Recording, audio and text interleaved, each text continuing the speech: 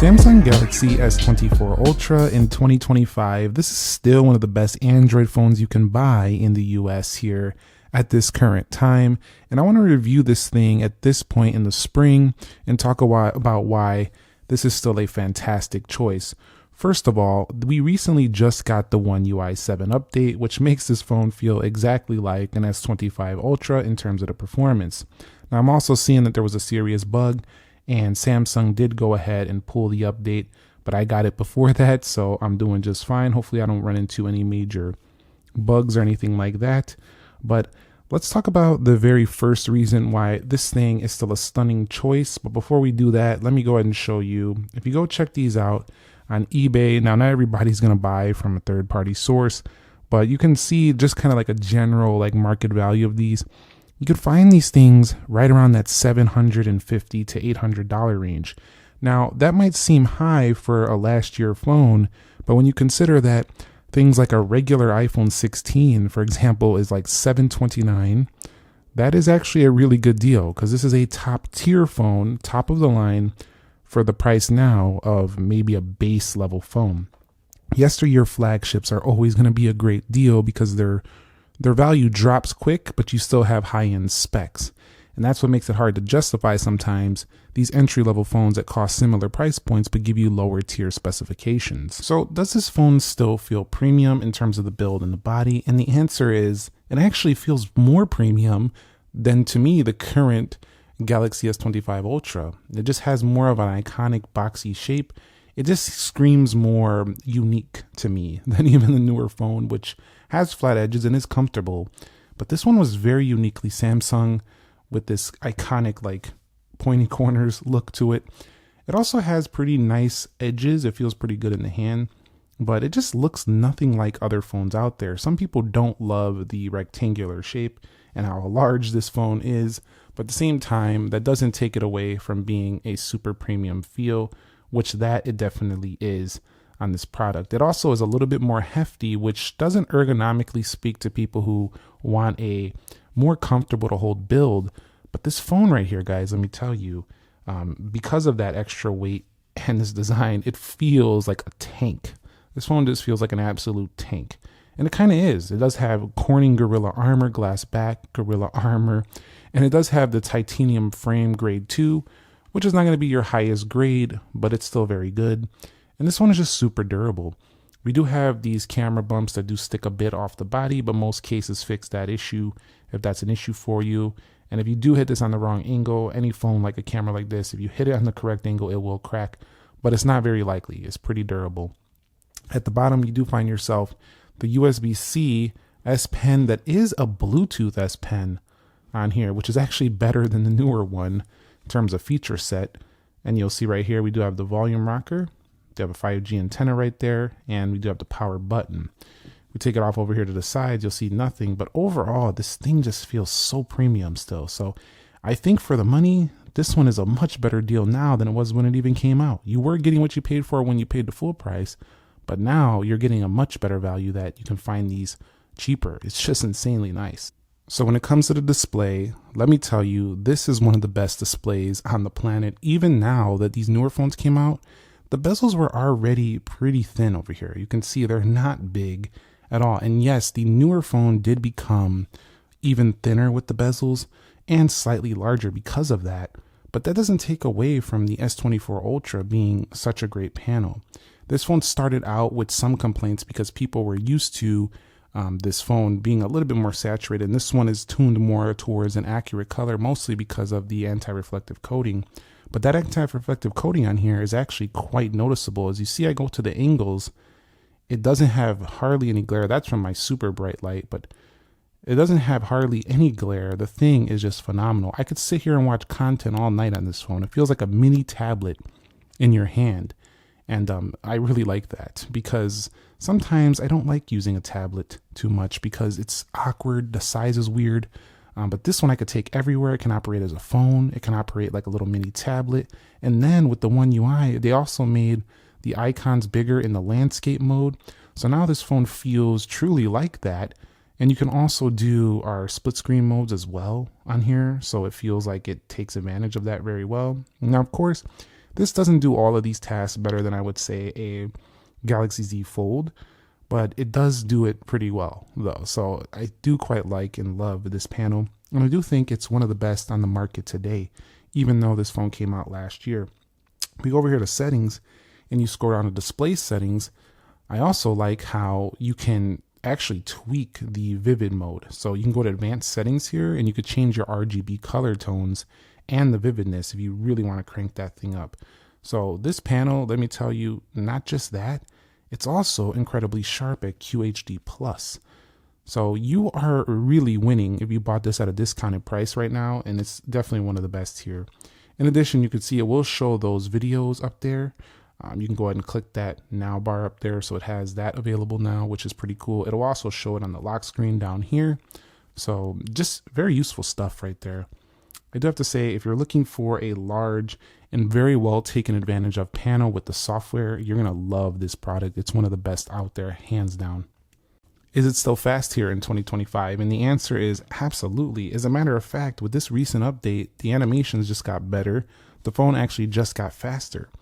So not only is this phone fast, it operates very smoothly at the same time. So you will actually see performance that you don't really see on lower tier Samsung phones for this device, whereas the phone never really has any stutters, any delays, any lags. You can have a crash here and there, like depending on the application, if it's not well optimized or something like that.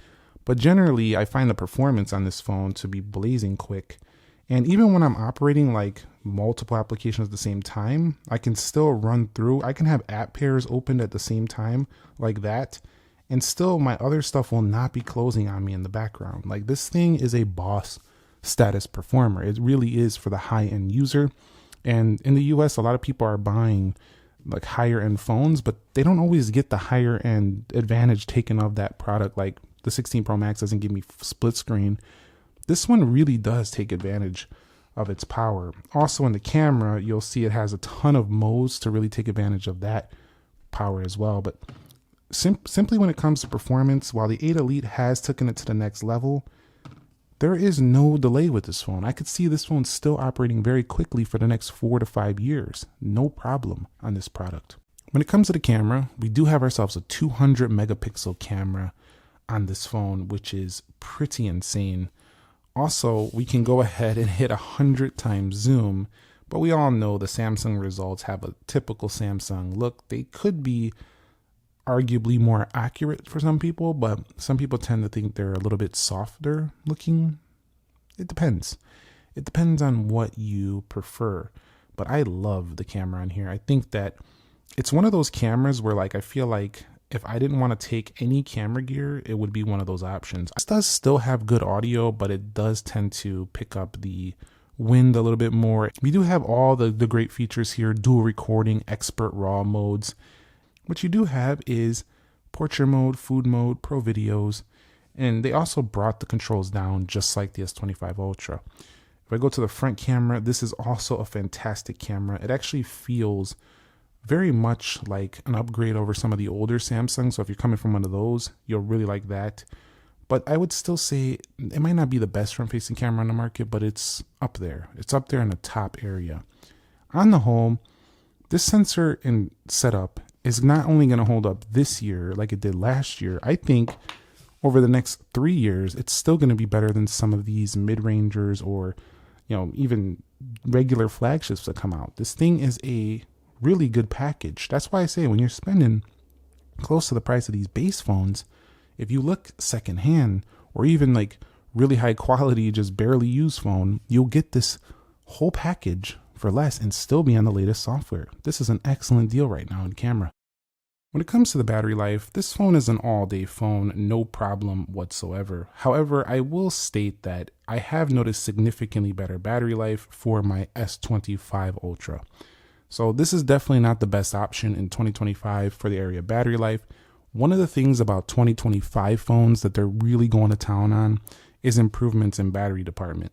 That's not to say this phone's battery is bad. Do not get it twisted, not think that I'm saying this has bad battery life. But the newer phones from like the OnePlus 13, the 16 Pro Max, S25 Ultra, These phones that are now available tend to not only have better standby, but actual on usage time of about 1 to 3 hours, somewhere in that range is what I've been seeing better. Now that's pretty substantial for a heavy user, but at the same time, this phone still does charge relatively quickly.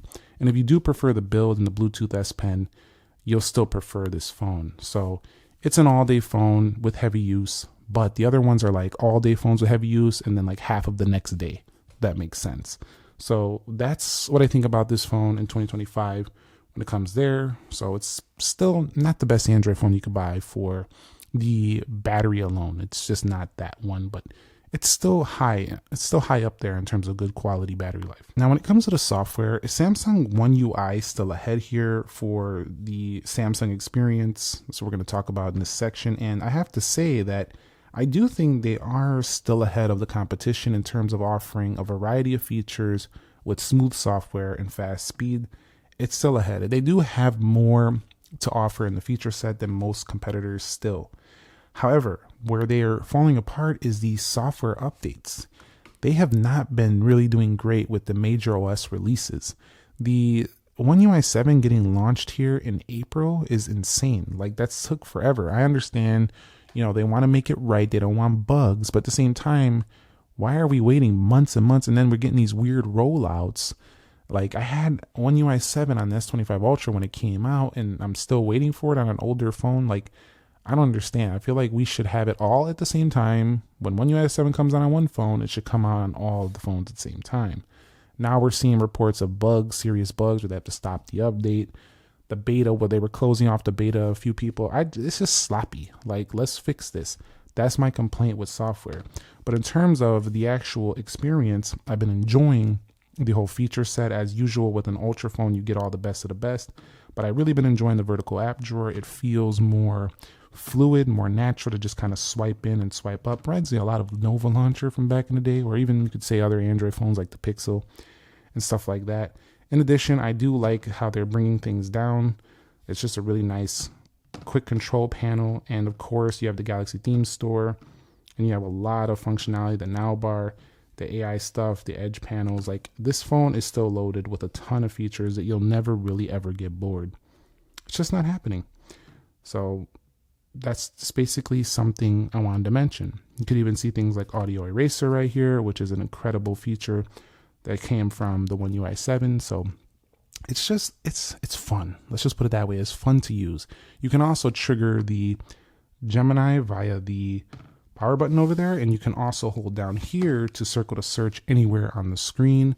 Not only that, you can go ahead and hit AI Select, Drawing Assist, and use the interpreter. So this thing is a loaded AI experience here. It really is. So this phone actually has really good phone call quality reception, but I have to state that these newer phones like the S25 Ultra actually have somehow gotten better at 5G performance. Not only was this one great, I never really lost signal much, but the new one, I'm seeing faster 5G speeds. So every year this gets a little bit better, a little bit, but this one is not really behind too much. So I wouldn't be concerned at all about connectivity over the next several years if you pick this up. So that's really good. This phone launched at around $1,299 or more, depending on your storage or where you're at.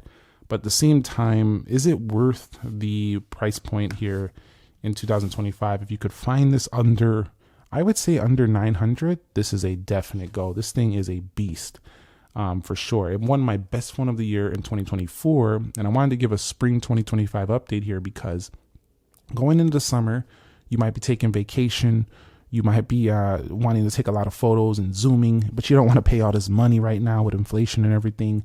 Find you one of these secondhand, and you can go to town on all the pictures you need, all the zooming you need.